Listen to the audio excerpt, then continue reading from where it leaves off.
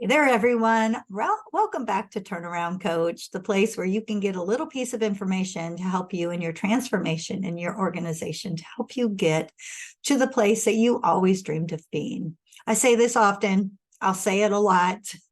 None of us started this journey just to go in and say, okay, I want to just be average. All of us had a dream when we took on whatever position we're in, business owner, leader, CEO, whatever it is you sit, whatever chair it is that you sit in, you sat there because you had high hopes. You had a vision that you could take your organization to the next level, that you would be remembered for doing great things with people and with the business itself. I remember taking on my very first principal position, and I just had such a huge dream going in. And I thought, I am going to be the principal that everyone remembers forever, that knew their people, that their people knew I believed in them, and that I would stand in front of them, I would stand beside them, and I would stand behind them, depending on what time of the year it was, what situation was happening, and what their needs were, so that they could be their best. And I have to say, after 16 years, I get a lot of feedback and a lot of communication still from former teachers. And I think I accomplished it. Now, was I perfect? Absolutely not. Do I still have a lot to learn? Absolutely.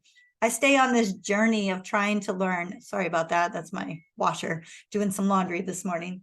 But anyway, I stay on this learning journey because times change, right? We learned that in the pandemic. If you were doing things one way pre-pandemic, chances are, I know you weren't doing them the same way during the pandemic. And after the pandemic, things probably shifted a bit as well. We know that that's life. We know that that's the reason we have to stay lifelong learners.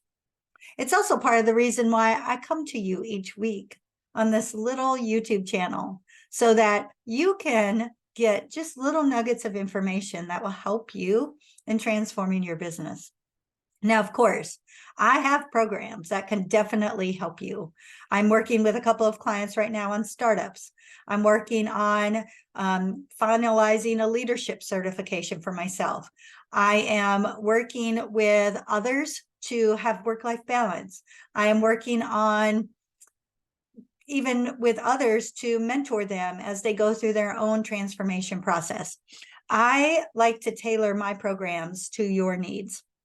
So if this information sounds helpful, but you feel like you just need a little bit more support, please don't hesitate to reach out. We're rounding out 2023, getting ready for 2024. And I heard this the other day, which I think is powerful. Guys, I'm going to apologize, but this is the real thing I heard. 2024 is tending to be the year of the female entrepreneur, the year of the female leader, the year of the female CEO. Now, we know, guys, you've been the center of it all for so many years. And for most of you, you've done a fantastic job. But it's time for us women to be able to step up and step in to the leadership persona that we all knew we could be. That maybe we've been playing small for a while. Maybe we've been hesitant because of fear. But it's time. And I want to be that support for you. So having said that, each week when I come on, I want to share just something that has helped me in transforming the organizations that I led. I did all of my work in schools until now that I'm now a business consultant. And so many people have said to me before, well, at a school, don't you just play with children all day? I have to argue. Now, number one, yes, it is great. I would always schedule myself time on Friday afternoons when my brain was tired and I was not feeling it any longer. And it usually happened about 2 o'clock every Friday, to take a tour of my building, step into classrooms, talk to kids, hang out in the hallways, be available to teachers that might have an off period at that time of the day, and just make those personal connections. There were even times that I would just sit, there'd be groups going on, maybe interventions or maybe different things wrapping up the school week. And I would sit on the floor with children and participate with them. Were we playing? Some people might call it playing. I call it learning. I call it relationship building. I call it knowing the pulse of what's going on in your organization. So that's my argument to that. But I will say this. Leading a school is just like leading a business. And I've learned that 100% myself, moving and transitioning into what I'm doing now. The work that we did as a principal was all about budget, was all about creating systems, processes, and procedures, was all about making sure the climate and culture of the organization was fit for what your vision and mission was. It's all about developing your own leadership skills, empowering people to do the hard work, knowing that they can, again, have somebody standing in front of them, beside them, or behind them, depending on their need at the time. And so that's why I went into this line of work here, because knowing that we can do that in schools, I truly believe you can do it in business. Because as a matter of fact, in my opinion, and this will probably rub a few of you the wrong way, but in my opinion, schools can be a little more challenging than running a business. I have also learned that myself, because you're working with so many entities. You're working with a child. You're working with their parents. And how many of you out there are parents? Let me tell you, I was not an easy parent. My daughter is my world, and I wanted only the best for her. So you've got not just little minds you're working with, but parent minds. You're working with the teachers, your employees, and you're working with the community, which has a lot of opinions about how schools should be run. And then in addition to that, you're working with state and federal government regulations. So let me just tell you, if you can turn a school around, you can turn a business around. If you can scale a school to that highest level, you can do it with a business. So this week, I want to share one more great tip with you that really helped me. And this one was one that I kind of learned a little later in the process. And I think if I would have had it within my first 2 schools kind of set in place, I would have seen success a little bit faster. My first school, it took a little over a year because of a way that I did it. Number one, I was brand new. Number two, the school had just experienced a very ineffective principal the year prior. And number three, I knew that I had to get these employees, these parents in the community and the students on board with me. And it's a long story, but I just knew I had to do it. The second school that I did this with, I only stayed for 2 years. We saw huge growth in both schools the first year. However, we didn't see us get to the level we wanted to get to until a little bit after the first year. The third school, I was able to really push that school because I added this component. What I did is, we all know, it's important to make sure that when you're making changes, you're reporting results quickly and clearly, because it's going to keep people motivated. We talked about this last week or the week before. If you didn't catch that episode, go back and listen to it, because that's what's going to keep people on track with you in these change processes. Change is hard. And especially when you've been doing something in a specific way for so long and it's your norm and you're taking people out of that comfort zone, reporting results is super important. But what I did at this third school that was a little bit different is that I wasn't necessarily the only one to report the results.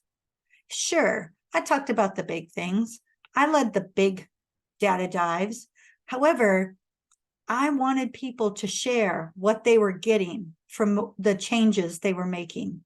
For example, we had a year where, well, when I first came into that school, discipline was very challenging. And it was really because the processes and procedures were just not in place. It wasn't necessarily that everybody was trying to be malicious. It was just there wasn't any processes or procedures, basically. And so kids had gotten very used to doing whatever they wanted. Staff, parents, they'd gotten very used to not having anything in place.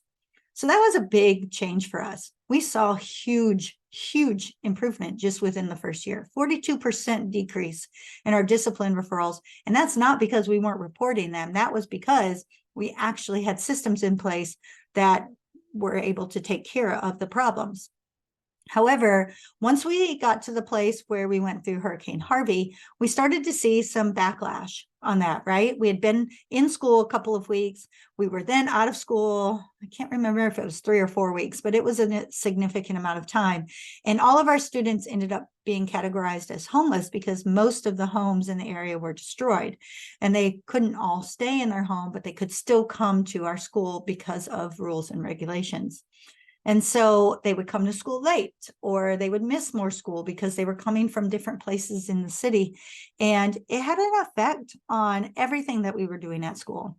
But one of the most important things, because of the inconsistency, was that it had a huge effect on student discipline, on management. We even had teachers that were affected by the storm. And so they were absent more often, or they would come to school late, and then there would be substitutes, or we wouldn't get substitutes. Just a lot of dynamics going on within that whole year of Hurricane Harvey.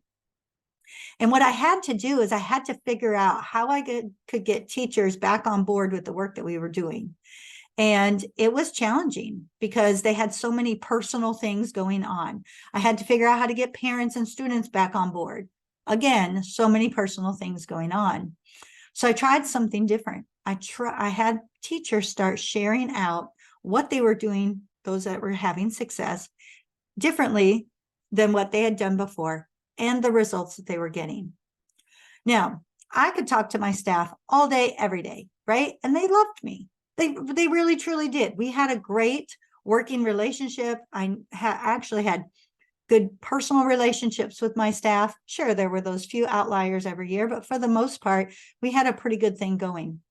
However, when the leader is saying things sometimes, there's still going to be that feeling of, oh, well, she sits in her office and she doesn't necessarily know, or she's not in the classroom with us, she doesn't know. But when your colleague tells you something, it's different. Now you're talking about somebody who's practicing the same craft as you. You're talking about somebody who's experiencing the same hardships as you. And it really worked. I have to say, I was pleasantly surprised. I guess maybe not surprised is the word. I wasn't sure how the staff was going to take it. I didn't want anybody lashing out to the people that were sharing, but I also wanted to make sure that they knew this can be done. And here's the proof of that. And so when it worked, it was something that we had to keep doing. Now, was everybody out absolutely excited about sharing? They weren't, because some people are going to be a little more private than that. But when you find those people, especially if you can find the naysayers, if you can find those people that are fighting against you and you see that they might be doing something well, especially if they did follow what new processes you have in place, highlight them. Let them share that data. Now, I never got to the place where I was able to totally let go because of my own, I don't want to say control issues, but my own feeling of I needed to be involved in looking at data and being there in the conversations. But I can say, if I had returned this year to the school, I think we would have been ready to, sorry, stop that. We would have been ready to take it to that level where they presented how they did on every assessment. They presented their discipline data. They did that. Now, again, I had groups that did it, but it was I had never gotten to a place where everybody had done it. So my tip for you this week, as I ramble on, however, I think it's important that you hear the experience that I've had doing it.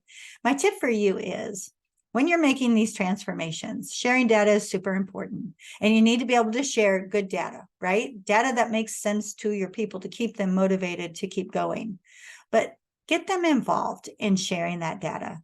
Get them to a place where your new norm is, let me come in as your employee, share what I've been doing and how it's been working, and teach them how to be able to do that so that they feel comfortable in doing so. All right, that's my tip for this week. I hope you all have a great rest of your week. I'm recording on Monday, releasing on Monday, December 11. We're getting close to the holidays.